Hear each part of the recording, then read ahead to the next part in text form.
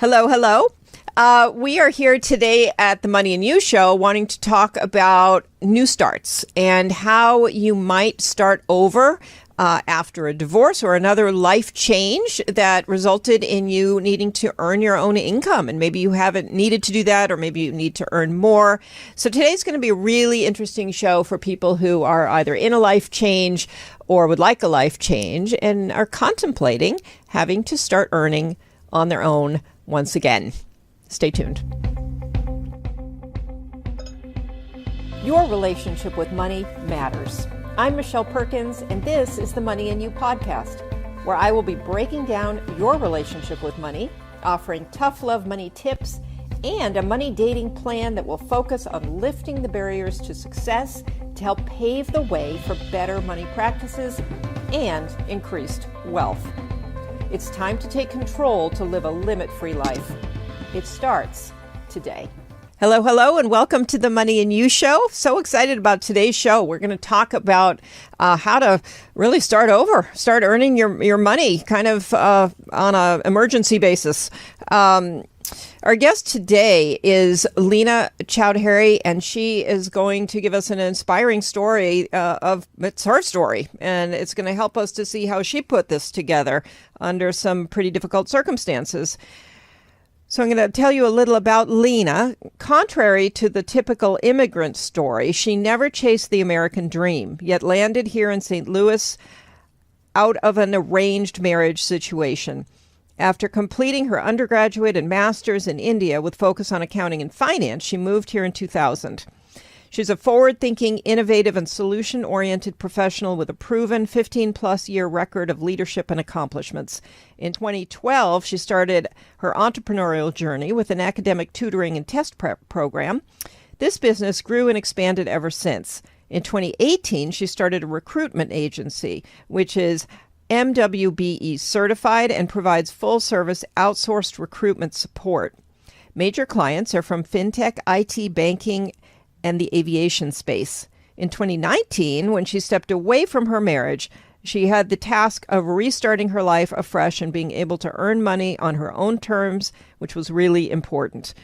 Currently, she manages 2 companies and a full-time job. Obviously, the support and attention of friends, family, mentors, and fellow entrepreneurs in her circle has been the foundation of her success. Welcome, Leenna.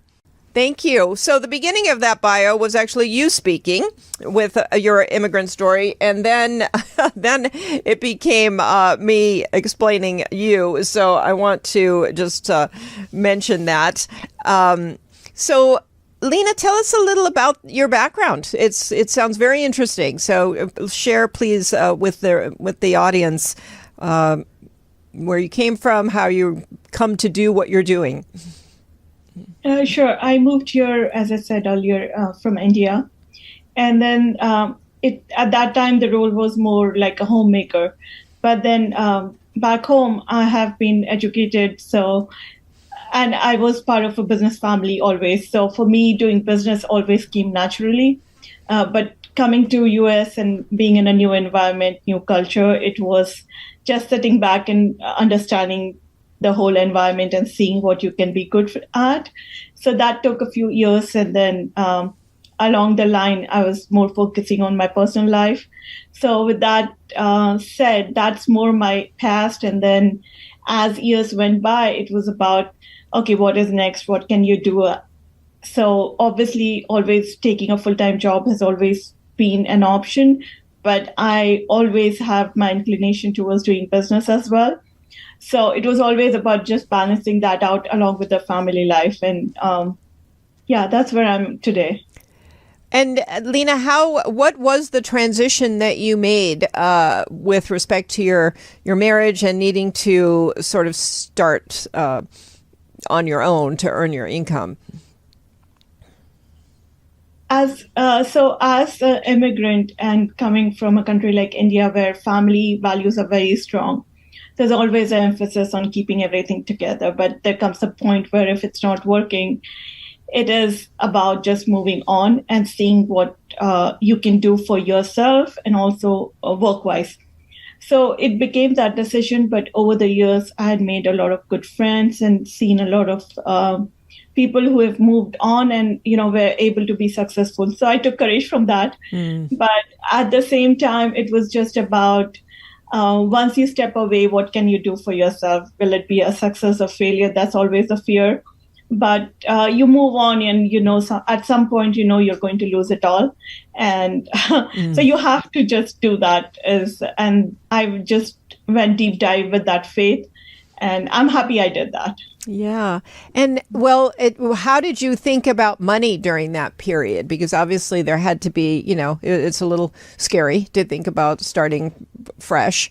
And so what were some of your, was there some financial preparation that you did, or, how did you make that work?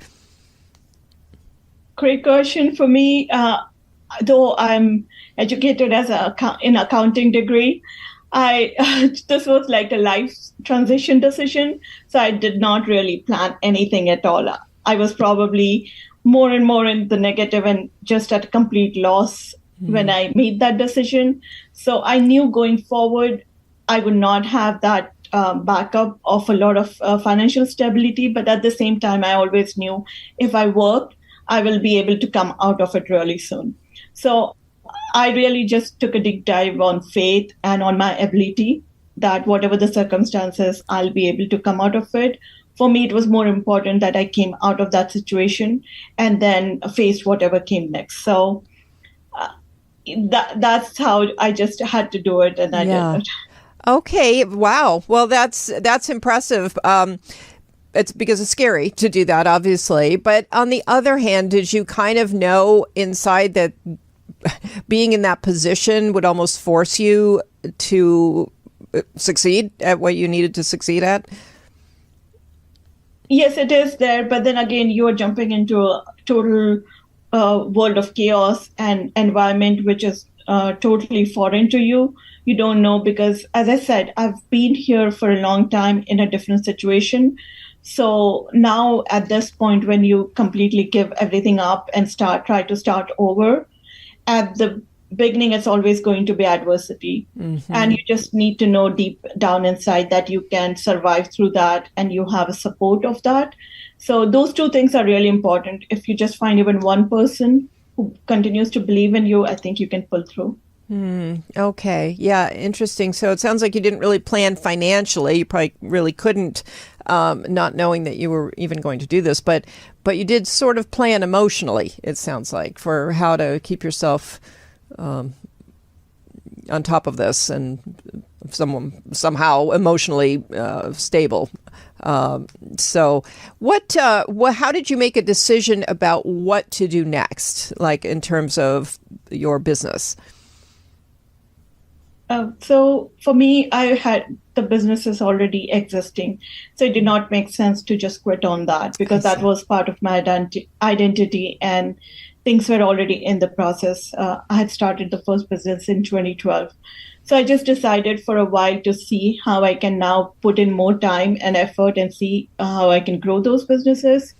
So I made those decisions, but at the same time, it was just more about networking. I really started to network a lot. I found a place where I could restart my office. And there I met a lot of other fellow entrepreneurs and a few mentors as well. And with that, it was just one step after another. They say when one door closes, many others open. So I think for me, that's what happened. And step by step, more and more doors kept opening, and I kept on finding more success in the businesses that I was doing. And though right around that time, COVID also happened.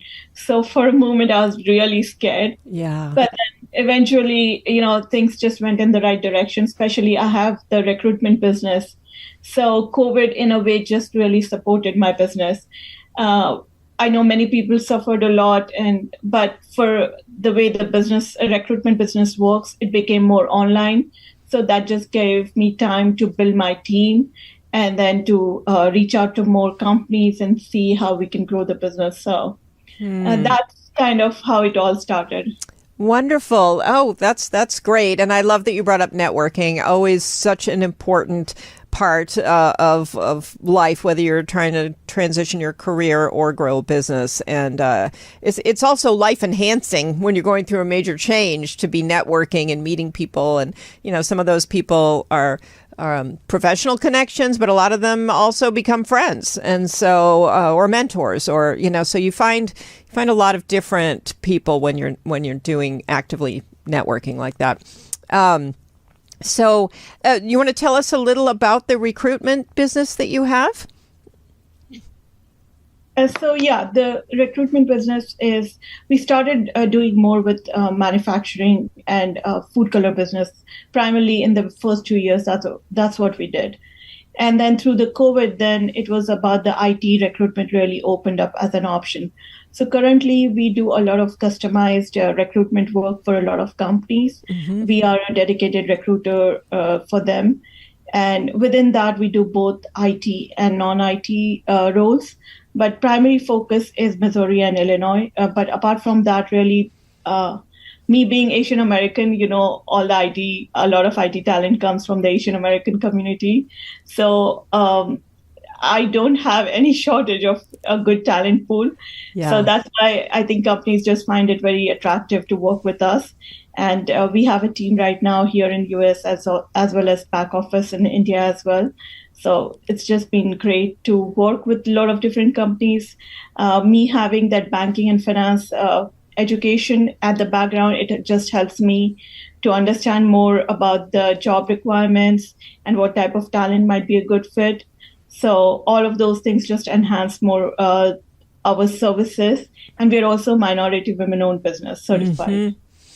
That's great. Yeah, I'm sure you've had huge growth in the last couple of years. I'd love to know how your finance and accounting background has helped you to develop this business, because I'm always trying to impress upon people that it's important to pay attention to your numbers and to understand your financials and to use them, to make decisions in your business. So what have you found? You have the background in that, but you're not running an accounting business. So how did you, incorporate all that into your business and use that to help you grow? What happens is, as an accountant, if you have that accounting background, you're always taught to worry about the cost and then the profits that come, so your cost of doing business, basically.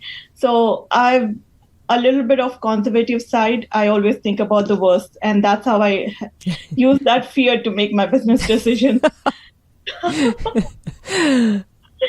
So basically with that, it was always about, okay, if things go wrong, or especially as a business owner, you're always thinking about the cost of doing advertising.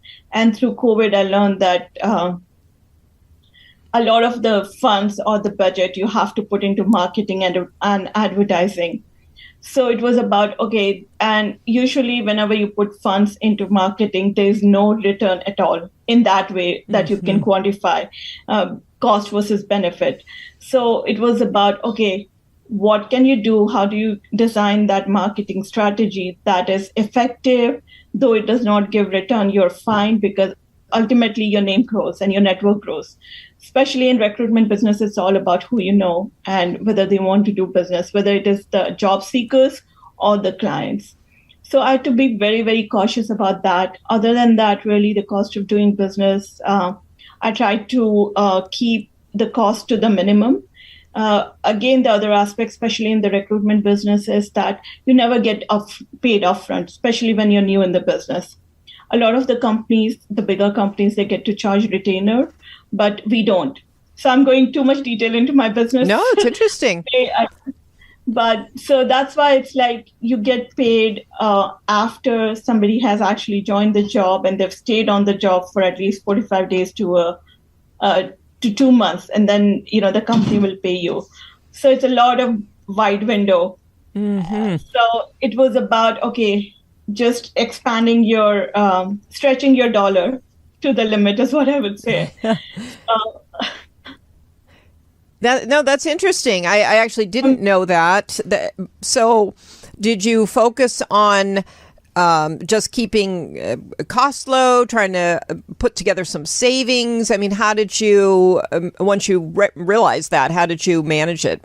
Because you almost need some funding going into that business, even though it's low overhead, which, because we're talking about starting over with earning on your own, I think you chose something that was exciting to do, because low overhead, if you have a computer and you're willing to get out there and talk to people, it sounds like you can start something like what you started. Is that true, or am I oversimplifying? No, that is true, because for me, it was about whether you take a lot of loans and then do the business, or you put in your own personal funds. So as I said, for me, the COVID time, there were a lot of federal funding available. So for me, I was able to get some of that.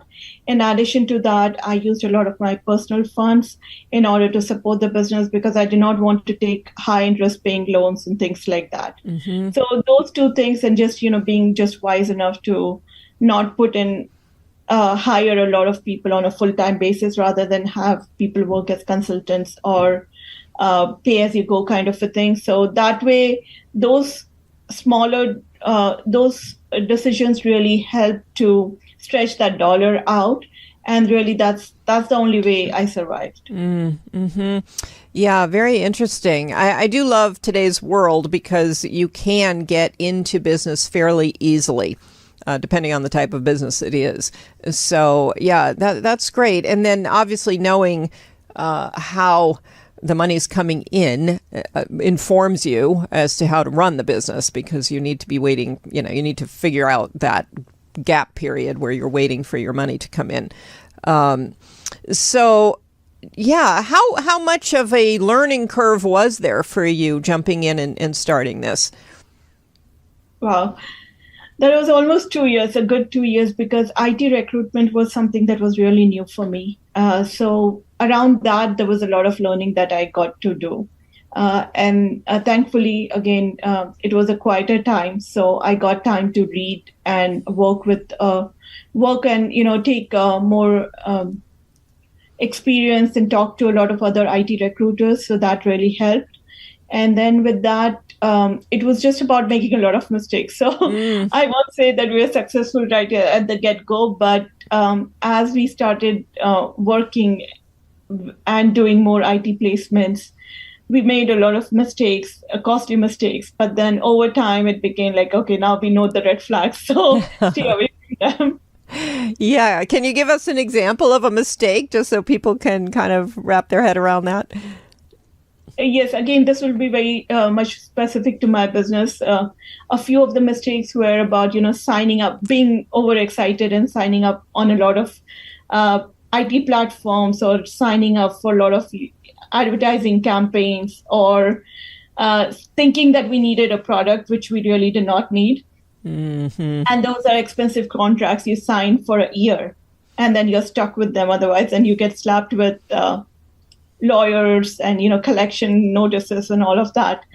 So those mistakes, and then we made, though we are a recruitment company, we made some people we brought on board which were really not very effective. So all of those costs, but it all works out. Right. It's a learning curve. I just take it as a learning curve. You make mistakes at the beginning is better than growing really big and then making very big mistake and then. Yeah, great point. And I love what you said about having to add a product, or feeling like you did. I think we all look at our businesses and we think, oh, well, if I just have these different services or these products to go with the services or whatever. And we spend a lot of time sometimes putting that together and making that happen. And it isn't necessary. It's just we're sort of scrambling around thinking that other thing is what we need.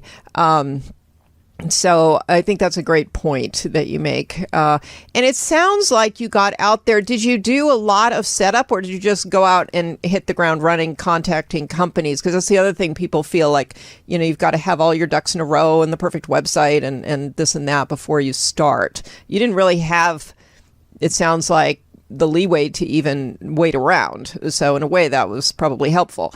But did you grapple with that at all? Yes, definitely. I mean, when you are And this is like an oxymoron, especially when you're new in a business, you're automatically new out there. So obviously nobody trusts you that you can deliver. At the same time, you are competing with companies who have been established for many, many years. So what value are you bringing in? What capability do you have? I still struggle with that, answering that question whenever I'm bidding for contracts or talking to new companies or clients. So that is always going to be put against you. And the only saving grace during those times you have is, hey, people know me, maybe not from this industry, but from somewhere else.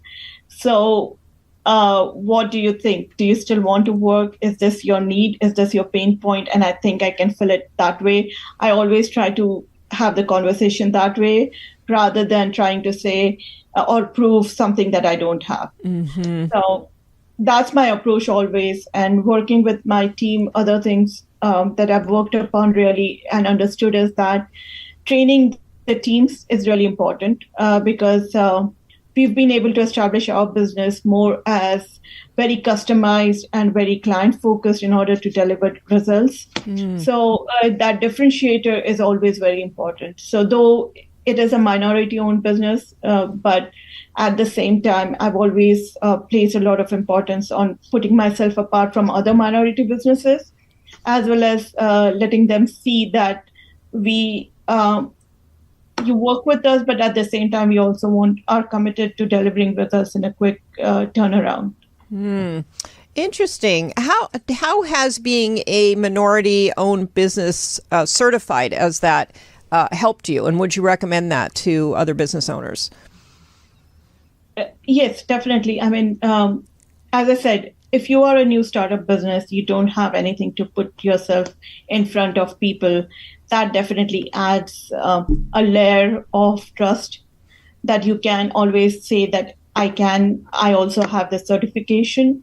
But in addition to that, definitely working through this process, I got to learn a lot of things. And then you can always bid, as I said earlier, with a lot of other bigger companies, your competitors. And you still, at least, even if they don't decide not to work with you, they might let you be a subcontractor for somebody else who has a contract. So there's that window of opportunity as well. Yeah, interesting. Okay. So what else would you suggest to people who are in a position where they don't have a lot of time? They've got to start earning, income fairly quickly, either with a business or a job. Did you consider kind of doing both, getting a job and starting the business? Did that ever occur to you? Oh, yeah, always. And then I know a lot of, especially women entrepreneurs, they've always wanted to work, and I have so many friends who do that. Either they've worked first and then they always had this dream that at some point they're going to start their own business. So now they have their funds saved up and then now they're starting a business. They give up their jobs and do that. I did the opposite. For me, it was just, more my personal situation, which led me to do a business first. And then I did decide at some point that having a job, again, more for me to balance out my personal and my financial situation overall and to cover the risk of the business. Because again, business things go up and down always. So you have to be prepared for that. So I did also make that decision to get a job. But then I'm glad I was able to set up my business, build on a good team, and then took the job. So really right now, day in and day out, I don't do much. My team handles everything. So I'm just very blessed that way. That's fantastic. Yeah, that's really kind of the goal, to be able to run the business without you. So yeah, so you're in a position now. What about the earlier business you had? Do you still have that as well? Or is that the one? Sorry, go ahead. Is that the one you're referring to or the new one? Actually, both. Okay. So the first one also, I never actually did the work. I was just managing. And with the second business also, it's just more right now. I'm not doing day in and day out a lot, but my team manages definitely all the meetings, client meetings and everything I do. But it's working out. Somehow it's working out. That's great. I love that. So you have really income from three sources. just trying to. Yeah. Yeah, that's great. And how does that how do you find the time to manage the businesses, even though you're at a high level managing, how do you manage that just in your life? Organization, over the years, I've just learned to just focus and set aside dedicated time for everything. Use of technology, I'm cell phone texting, and just using a lot of, especially recruitment business, work through LinkedIn, at least for us. So all of those things in a combination, they're working. And then I use some of the weekend time, which is not very ideal. Yeah. Wow. That's great, though, because I think most people wouldn't. That's a great way to think about it, to think, I'm not going to sell my business or move on from my business. I'm going to actually keep my business making money for me while I move on to the next thing. So, I hear people a lot talking about real estate, and people will say, well, when's the best time to sell? And the pretty savvy real estate people out there will probably say never, like hang on to it. And you're sort of doing that with your businesses. So I think that's kind of cool, actually. What would you advise people who are listening to this and thinking, that sounds amazing to me. I would love to be able to build businesses and then step away and what are some tips for people? I would say the first step is organization, organizing your own work, and then being good at delegating. If you are able to do those first two steps, then the third thing is the training your staff so that they are able to manage, and then building that, because it's all about trust. If your internal team is really very strong and they're able to do the work properly, then really you don't have to worry, because especially I think I'm just lucky just the way both the businesses are structured, in that a lot of things can be done remotely. So, and then through the systems. So really, it's not like physical work somebody has to do. As long as that is all really explained very well, you have proper systems and processes for that, things do happen and you do continue to see the results. Yeah, that's very interesting, because it's systems, processes, and training are really the high priority areas that you found. And I feel like for a lot of people, those get sort of left behind. And and I hear from a lot of entrepreneurs who have trouble with the teams. The teams are really their bottleneck versus helping them. And they aren't trained that well, nor do they really know how to train them. Training is a bit of an art form. So what are some tips, some things that you found that has helped you to be able to train your team so well? I would say the first is a mindset. And luckily, again, here my upbringing, the fact that I grew up in India, I see the difference there and here with people is, here in America, everybody wants to do everything by themselves. Versus in India, there's somebody else, there's more people, so there's more employment opportunities. So there are so many people who work for you. So you automatically think that you don't have to do everything. So I see a lot of entrepreneurs, some of my friends and others also, they try to do everything by themselves, and they think that, if it's not that they cannot afford another person, but they just think they should do a lot of it by themselves. And I understand there are some things wherein you cannot share everything with your team. But at the same time, the more you start to bring in more people to work for you, or be able to identify that maybe this is something that somebody else can do for me, and it will make my job faster, or, my delivery faster. If they just think it that way, then that cost that they put towards that another resource they bring on, that just becomes more of an asset for them rather than a liability. Mm-hmm. Mm-hmm. Yeah, I love that. I'm really glad you brought that up, because that is the key to being able to step away, is to have a great team who can do the things for you. And I love that you brought that up about the difference between India and America with that, because I'm listening to David Brooks' The Second Mountain book, and he talks a lot about that. And, just around here, you don't learn that until you're older and you're looking kind of back on your life. But it is super important to be able to get other people to help you, whether that's in any capacity. So, that's really great. I think that's a good message that training needs to be a high priority if you want to go in that direction. Mm-hmm. So, Leenna, where... I just want to ask you about the accounting and finance aspect of it and the money part. Do you manage that, or do you let somebody else manage that in your business as well? I do both. So I do have accounting team also that does that. But then again, I do manage pretty much the numbers very closely. Yeah. Okay. And so as you do this, is your goal to start some additional businesses? Or you're pretty good at this, it sounds like. So. Not yet. Okay. I have too much right now on my plate, so not right now, but yes, there's always, once you're an entrepreneur, I guess you're always, and ideas keep popping in your head all the time.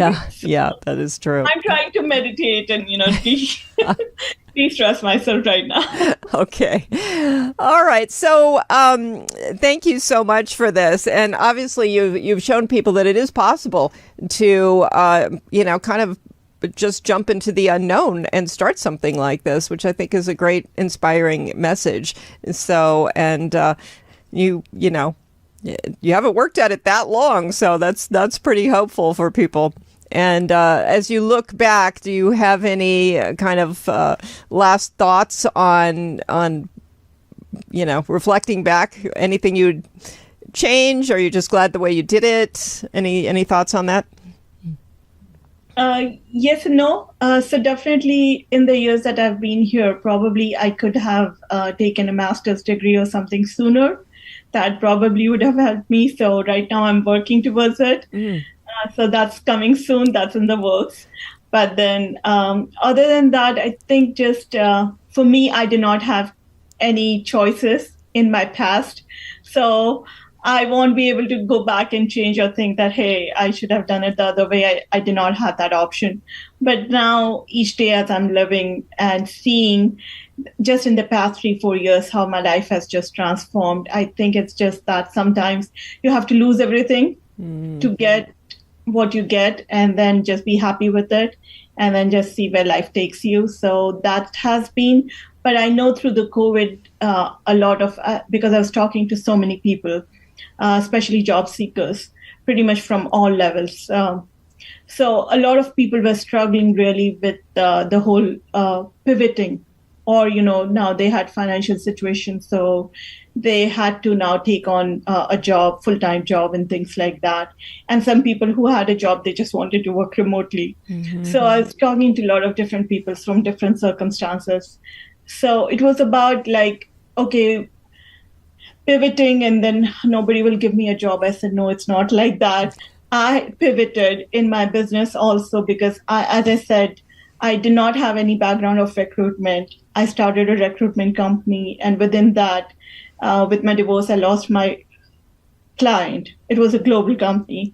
And then I was left with no clients. And then I got into IT recruitment. So what do? It was like net loss for me. So I pivoted. I learned and I got there. It did not happen in an instant, but hey, today is 2023. I started this somewhere in 2019. So things happen. It took 3-4 years, but here I am. So things happen. I think sometimes we just don't see the other success stories around us, and we just feel very overwhelmed and scared. But sometimes things happen, and everything works out.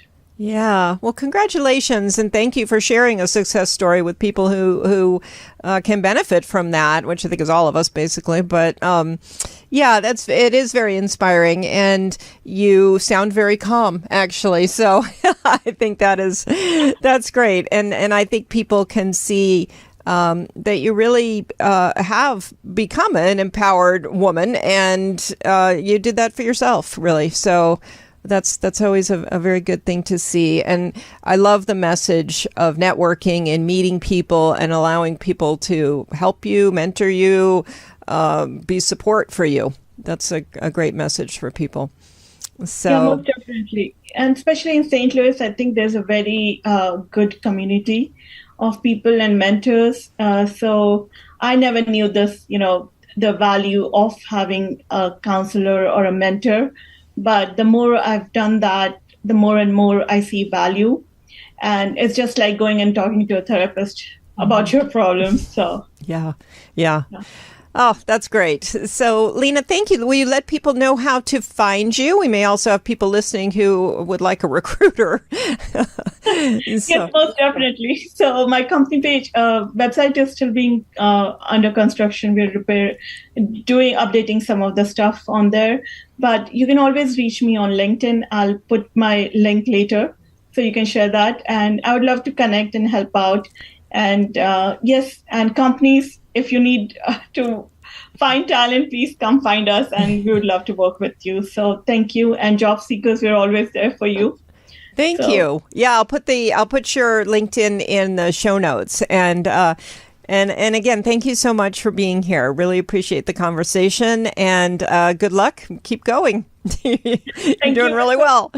So, yeah, great conversation. Thank you, listeners, for being here with us on the Money and You show. We always appreciate that. You can find us on all the platforms where podcasts are found, and also the Limit Free Life YouTube channel and Roku and some other interesting places.